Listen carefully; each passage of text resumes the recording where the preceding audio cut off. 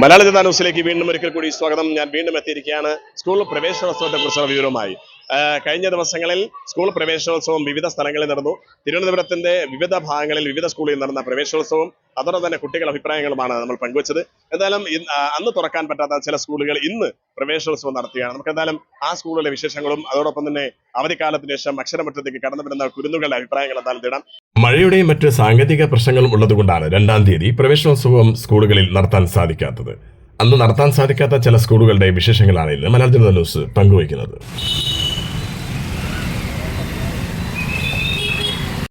മണക്കാട് കൊഞ്ചിറവിള ജവഹർ വിദ്യാഭവൻ സ്കൂളിലെ പ്രവേശനോത്സവം വിദ്യാർത്ഥികളും അധ്യാപകരും രക്ഷിതാക്കളും എല്ലാവരും കൂടി കെങ്കേമമായി തന്നെ ആഘോഷിച്ചു.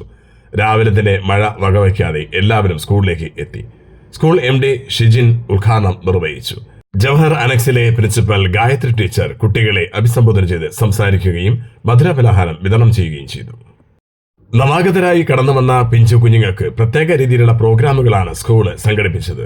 ഡാൻസ്, പാട്ട്, മോണോ ആക്ട് അങ്ങനെയുള്ള വിവിധ പരിപാടികൾ കുട്ടികളെ കൊണ്ട് ചെയ്യിപ്പിച്ച് ജവഹർ സ്കൂളിന്റെ പ്രവേശനോത്സവം കെങ്കേമമായി തന്നെ മാറ്റുകയുണ്ടായി.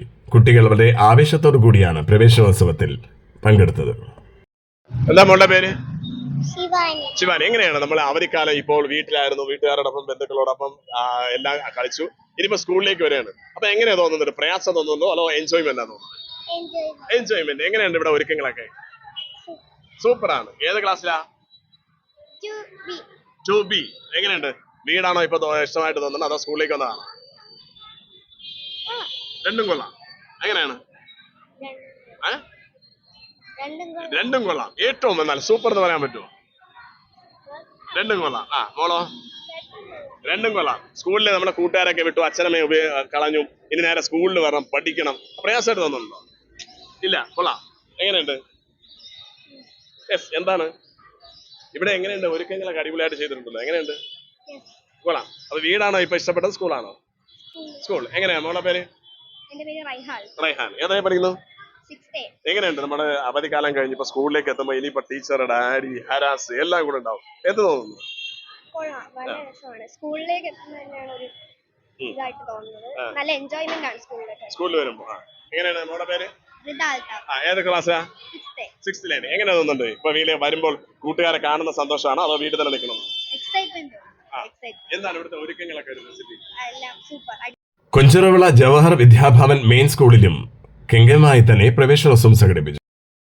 സ്കൂൾ MD ഷിജിനോടൊപ്പം പ്രിൻസിപ്പൽ ആൻസി ടീച്ചറും കുട്ടികൾക്ക് മധുരം നൽകിയാണ് സ്വീകരിച്ചത്.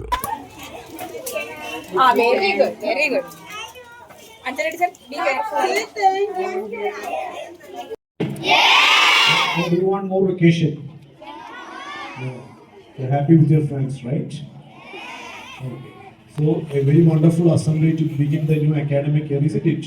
Did you all enjoy the assembly? Yes, very beautiful music by Jani teacher and Aparna teacher. So what the beautiful quote by Shamima teacher. We had some bit of advice from Rajani teacher, isn't it? And there were some beautiful readings from the holy books. So did you listen to the verses in the holy books?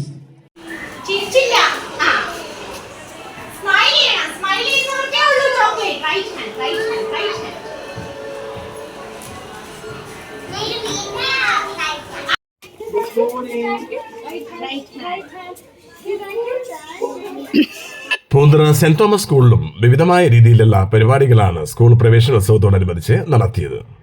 നവാഗതരായി കടന്നു വന്ന പിഞ്ചു കുഞ്ഞുങ്ങൾക്ക് വ്യത്യസ്ത രീതിയിലുള്ള ബലൂണുകൾ നൽകിയാണ് school അധികൃതർ കുട്ടികളെ സ്വീകരിച്ചത്. സ്കൂളിലെ മുൻ റിട്ടയർഡ് അധ്യാപിക ശ്രീമതി ലാലി ലൂയിസ് പ്രവേശനോദ്ഘാടനം നിർവഹിച്ചു.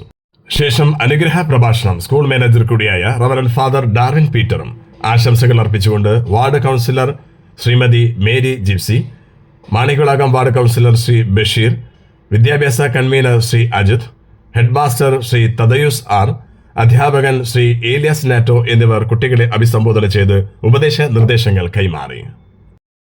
പൂന്തുറ പുത്തമ്പള്ളിയുടെ കീഴിലെ പൂന്തുറ ഹിദായത്തുൽ ഇസ്ലാം പബ്ലിക് സ്കൂളിലും കെങ്കേമമായി തന്നെ പ്രവേശനോത്സവം നടത്തുകയുണ്ടായി. എങ്ങനെയാണ് ഇപ്പോൾ അവധിക്കാലത്തിന് ശേഷം സ്കൂളിലേക്ക് കടന്നുവന്നിരിക്കുക? ഒരുപാട് ഒരുക്കങ്ങൾ നടത്തി. എങ്ങനെ തോന്നുന്നത് 2 മാസം അടിച്ചു പൊടിച്ച ശേഷം സ്കൂളിലേക്ക് വരുമ്പോൾ?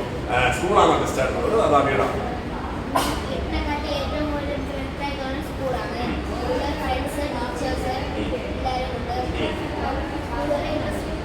സ്കൂളാണ് എൻ്റെ അടിപൊളി. എങ്ങനെയാണ് ഇവിടുത്തെ ഒരുക്കങ്ങളൊക്കെ എങ്ങനെയുണ്ടായിരുന്നു? സൂപ്പറായിരുന്നു. അത് വീടായിട്ടോ അനുഭവം തോന്നുന്നു, വരുമ്പോൾ ഒരു പ്രശ്നം തോന്നുന്നു.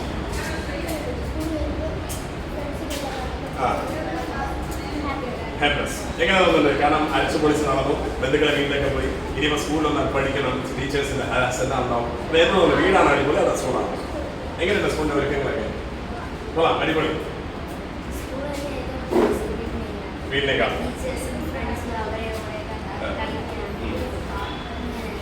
അപ്പൊ എന്തായാലും പഠിക്കാൻ വേണ്ടി വന്ന കൂട്ടുകാരെ കിട്ടുന്ന അടിസ്ഥാനത്തിൽ ഒരുക്കങ്ങളൊക്കെ ആയിട്ട് അടിപൊളിയാണ്.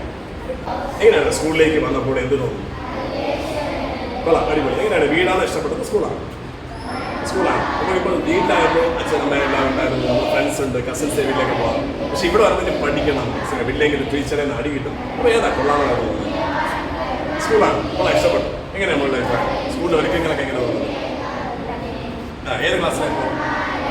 7ാം ക്ലാസ്സിൽ. എങ്ങനെയുണ്ട് ഇവിടെ വന്നപ്പോൾ ഒരുക്കങ്ങളൊക്കെ? കൊള്ളാം, അടിപൊളിയാണ്. എങ്ങനെയാണ്? കൊള്ളാം.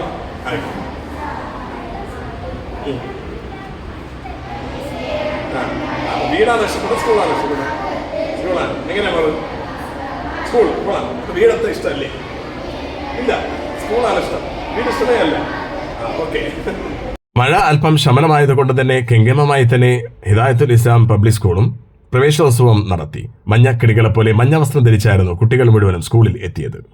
പ്രിൻസിപ്പൽ ലത ടീച്ചർ കുട്ടികളെ അഭിസംബോധന ചെയ്തുകൊണ്ട് സംസാരിച്ചു.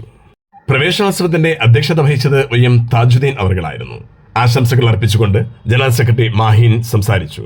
School convener Rafi, school committee അംഗങ്ങൾ അഷ്റഫ്, ജമാഅത്ത് വൈസ് പ്രസിഡന്റ് അബ്ദുൽ ഹക്കീം എന്നിവർ കുട്ടികളെ അഭിസംബോധന ചെയ്തുകൊണ്ട് സംസാരിക്കുകയുണ്ടായി. സെന്റ് തോമസ് സ്കൂൾ പോലെ തന്നെ പൂന്തറ പുത്തമ്പള്ളിയും തീരദേശ പ്രദേശത്ത് നിലനിൽക്കുന്ന ഒരു സ്കൂളാണ്. വൈവിധ്യമായ നിരയിലുള്ള ആഘോഷ പരിപാടികളാണ് ഈ പ്രവേശനോത്സവത്തിൽ പുത്തമ്പള്ളി ഹിദായത്തുൽ ഇസ്ലാം സ്കൂളും സംഘടിപ്പിച്ചത്. കുട്ടികളെ മധുരം നൽകിയും ബലൂണുകൾ നൽകിയുമാണ് ടീച്ചേഴ്സ് സ്വീകരിച്ചത്.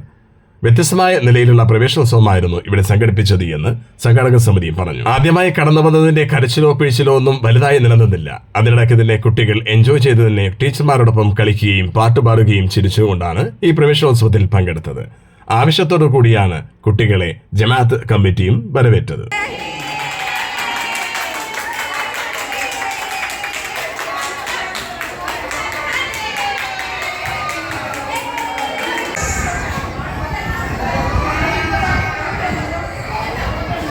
വെള്ളാർ വാർഡിലെ പനത്തുറ, വാഴമുട്ടം, പീപ്പാറ, വെള്ളാർ, കൈതവിള, പാച്ചലൂർ, അഞ്ചാങ്കല്ല്, കണ്ണങ്കോട്, മാടപ്പാറവിള, കോവളം എന്നീ 7 അംഗം വാർഡുകളിലെ പ്രവേശന ഉത്സവ പരിപാടികൾ വെള്ളാർ വാർഡ് കൗൺസിലർ പനത്തുറ ബൈജു ഉദ്ഘാടനം ചെയ്ത് ആഘോഷിക്കുകയുണ്ടായി. നവാഗതരായി കടന്നുവന്ന ധാരാളം കുട്ടികൾക്ക് മധുരപലഹാരം വിതരണം ചെയ്തുകൊണ്ടതിനാണ് ഇവിടെയും പ്രവേശനോത്സവം സംഘടിപ്പിച്ചത്.